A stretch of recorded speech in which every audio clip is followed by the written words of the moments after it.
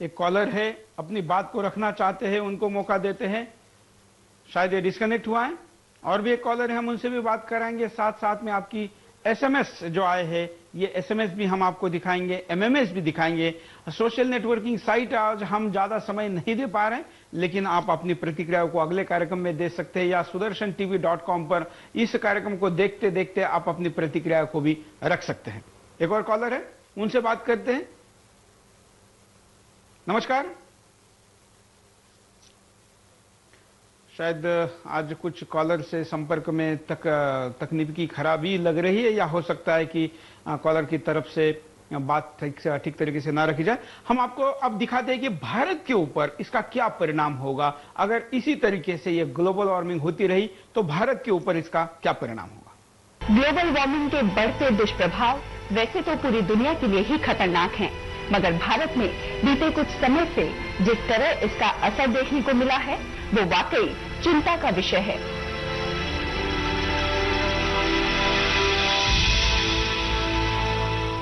Monsoon के आने के बाद भी जब बादल नहीं बरसते हैं तो कहीं सूखा तो कहीं बाढ़ जैसी स्थिति का निर्मित होना सब जलवायु परिवर्तन का ही परिणाम है।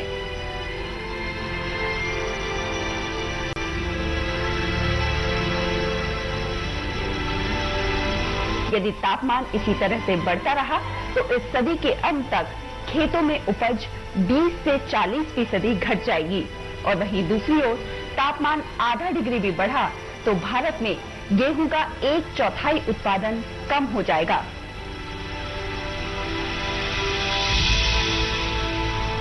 तापमान में धीमी बढ़ोतरी से पीने के पानी का संकट पनप सकता है।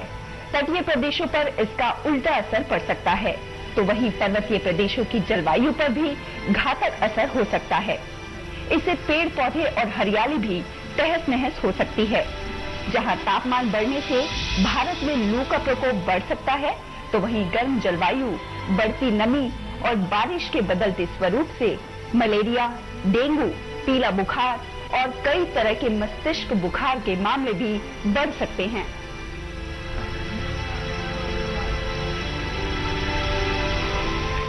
दिसंबर का महीना आ गया है और ठंड का नामो निशान नहीं है।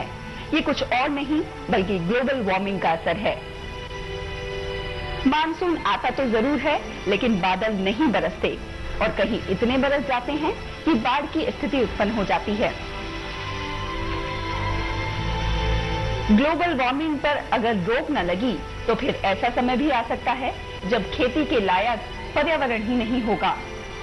खाद्य पदार्थों की पैदावार में भारी कमी के कारण भूखमरी फैल सकती है। और चिंता की सबसे बड़ी बात यह है कि यदि इसी तेजी से ग्लोबल वार्मिंग बढ़ता रहा तो धरती के वायुमंडल पर इसका कैसा असर होगा। यदि समय रहते इसे नहीं रोका गया तो भविष्य में इसकी भारी कीमत चुकानी पड़ेगी।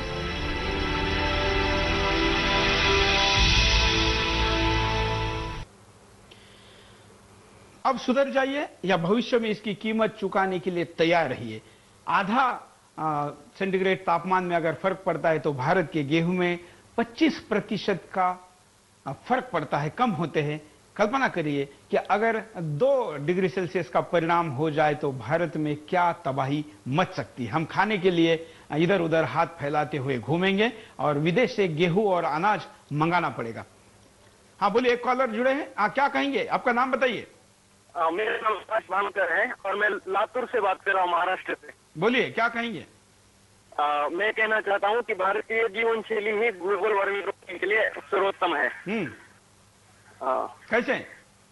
क्योंकि भारतीय जीवन शैली में अखबार और ये ज्यादा इस्तेमाल नहीं होते और पानी का इस्तेमाल भी ठीक ढंग से होता है, और वहाँ हर चीज के लिए मतलब टॉयलेट वगैरह के लिए भी अखबार ज्यादा इस्तेमाल करते हैं और उससे पेड़ भी ज्यादा कटते हैं। कागज आप कह रहे हैं ना। पेपर नैपकिन का बहुत ज्यादा उपयोग, ये भी एक विदेशी जीवन पद्धति का ही एक निर्देशक है जो भारत में अब बढ़ रहा है। टॉयलेट पेपर से लेकर सब जगह पर पेपर नैपकिन का बढ़ रहा बहुत बड़ा उपयोग। रोजाना के इस पेपर नैपकिन के उपयोग से भी लाखों पेड़ों को काटने के लिए मजबूर करता है। व्यापार, उद्योग और पैसे के लिए इंडस्ट्रीज इसको काटती है और आप तक भेजती है, और आप भी इसको उपयोग में लाकर सृष्टि का नुकसान ही करते हैं। और एक कॉलर, नमस्कार, बोलिए क्या कहेंगे? हेलो। हाँ हाँ बोलिए। हाँ, मैं सोलापुर से बोल रहा हूँ, प्रकाश जुलंगे, महाराष्ट्र। हाँ बोलिए प्रकाश जी। हाँ, मेरा ये कहना था कि आप भारतीय जीवन शैली अपनाने के लिए कह रहे हैं, लेकिन हमारे जो साइंटिस्ट रहते हैं वो जी जान लगा के कोई रिसर्च करते हैं ग्लोबल वार्मिंग के बारे में, तो उसके ऊपर ध्यान नहीं दिया जाता है। बिल्कुल सही कह रहे हैं आप।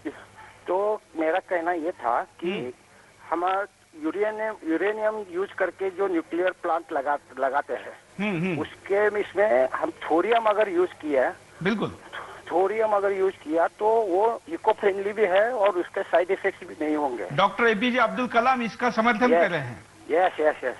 तो मेरा कहना ये था कि ये जो रिसर्च होता है तो उसकी सरकार की जो मानसिकता है वो बराबर नहीं है, तो उसकी तरफ थोड़ा ध्यान देना चाहिए और थोरियम को थोड़ा अपलिफ्ट देना चाहिए और प्रमोट करना चाहिए। आप सोलापुर में कहाँ से बोल रहे हैं? सोलापुर में शेलगी बोल के गांव है। वाह, एक गांव में आप रहते हुए भी इतना अच्छा नॉलेज रखते हैं, लेकिन यहाँ दिल्ली के सत्ता पे बैठे हुए राजनेताओं को इसकी फिक्र नहीं है। हाँ, वही दिक्कत तो वही है। बिल्कुल, धन्यवाद। ग्लोबल वार्मिंग से वो बड़ी समस्या है, लेकिन सृष्टि वसुंधरा बचे तो हम सब बचेंगे, फिर इन गलती करने वालों को भी देखेंगे। धन्यवाद। और एक कॉलर है, उनकी प्रतिक्रिया भी लेते हैं, देखते क्या कहना चाहते हैं। नमस्कार। हेलो। हाँ नमस्कार, बोलिए। मैं डॉक्टर हैदर प्रोग्राम बोल रहा हूँ। कहाँ से बोल रहे हैं? मोदी नगर से। बोलिए। हाँ, ये जो ग्लोबल वार्मिंग हो रही है, इसका मुख्य कारण हमने इस पृथ्वी को माता के स्थान पर पत्नी का दर्जा दे दिया है। यदि हम माँ की तरह पूजें, यदि हम पेड़ पौधों को देवता माने, पृथ्वी को देवता माने और इनका ठीक उपयोग करें, तभी हम इस देश को बचा सकते हैं, सारी दुनिया को बचा सकते हैं। बिल्कुल, मैं आपकी बात में एक चीज को जोड़ना चाहूंगा। जी, आपने बहुत अच्छी बात कही कि हम इसको माता के बजाय पत्नी, मैं तो कहूंगा कि पत्नी नहीं, यहाँ जो विदेशी सोच है वो पृथ्वी को माता के बजाय वेश्या का दर्जा देती है और उसका केवल शोषण करती है। जी जी, धन्यवाद। हम यहाँ पर आपको जो ग्रीन हाउस इफेक्ट, जिसकी की काफी दिनों से चर्चा है, उसको दिखाते हैं कि ये ग्रीन हाउस इफेक्ट क्या होगा। ग्लोबल वार्मिंग के बढ़ते दुष्प्रभाव वैसे तो पूरी दुनिया के लिए ही खतरनाक हैं, मगर भारत में बीते कुछ समय से जिस तरह इसका असर देखने को मिला है वो वाकई चिंता का विषय है।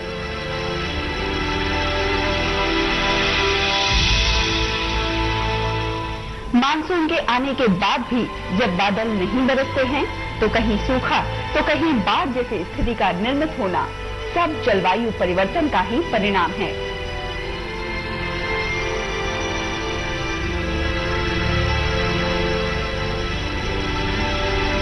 यदि तापमान इसी तरह से बढ़ता रहा तो इस सदी के अंत तक खेतों में उपज 20 से 40% घट जाएगी, और वहीं दूसरी ओर तापमान आधा डिग्री भी बढ़ा तो भारत में गेहूं का 1/4 उत्पादन कम हो जाएगा।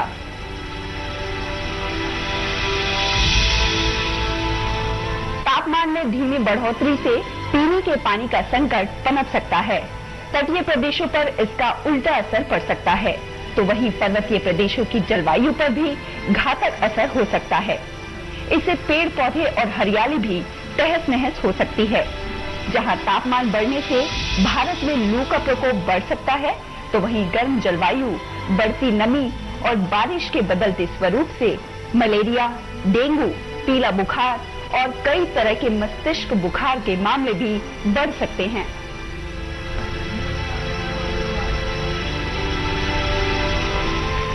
दिसंबर का महीना आ गया है और ठंड का नामो निशान नहीं है। ये कुछ और नहीं बल्कि ग्लोबल वार्मिंग का असर है। मानसून आता तो जरूर है, लेकिन बादल नहीं बरसते और कहीं इतने बरस जाते हैं कि बाढ़ की स्थिति उत्पन्न हो जाती है। ग्लोबल वार्मिंग पर अगर रोक न लगी तो फिर ऐसा समय भी आ सकता है जब खेती के लायक पर्यावरण ही नहीं होगा। खाद्य पदार्थों की पैदावार में भारी कमी के कारण भूखमरी फैल सकती है। और चिंता की सबसे बड़ी बात यह है कि यदि इसी तेजी से ग्लोबल वार्मिंग बढ़ता रहा तो धरती के वायुमंडल पर इसका कैसा असर होगा। यदि समय रहते इसे नहीं रोका गया तो भविष्य में इसकी भारी कीमत चुकानी पड़ेगी।